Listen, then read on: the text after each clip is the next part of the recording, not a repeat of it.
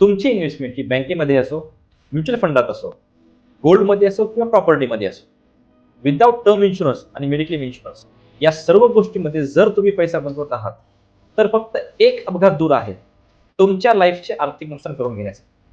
आणि हो, फक्त अपघातच नाही तर एखादा आजार देखील होऊ शकतो किंवा घरातील कोणालाही क्रिटिकल इलनेस होऊ शकतो. अशा वेळेस जर तुमच्याकडे एखादी सरकारी स्कीम असेल तर ठीक आहे, मला सरकारी स्कीम बद्दल काही आयडिया नाही.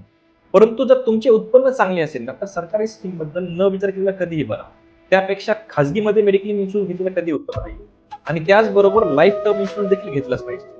या दोन्ही शिवाय जर तुम्ही पुढे वाटचाल करत आहात ना तर तुम्ही तुमच्या पर्सनल फायनान्स लाईफची चेष्टा करत आहात. कारण 10-15 वर्षांमध्ये तुम्ही जे उत्पन्न कमवणार आहात, वाचवणार आहात किंवा बचत करणार आहात ते संपूर्ण पाकिट आहे ना एका झटक्यात मोकळे होईल. काही लोक असा देखील विचार करतात की मेडिक्लेम करायचा कशासाठी, माझ्याकडे ना 10-15 लाख रुपये आहेत पडून, लागली गरज तर वापरून टाकू. असा विचार करणं म्हणजे सर्वात मोठा मूर्खपणा आहे.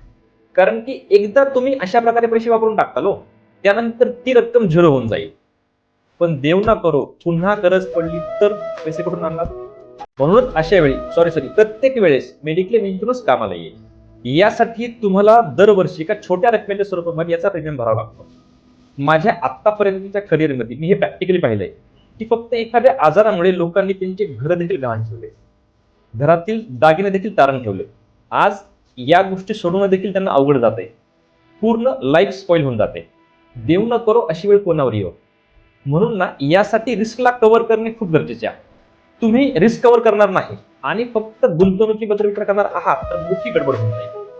त्यामुळे एक नम्र विनंती आहे की कोणाकडेही करा परंतु टर्म लाईफ इन्शुरन्स आणि मेडिक्लेम इन्शुरन्स हा करून घ्या.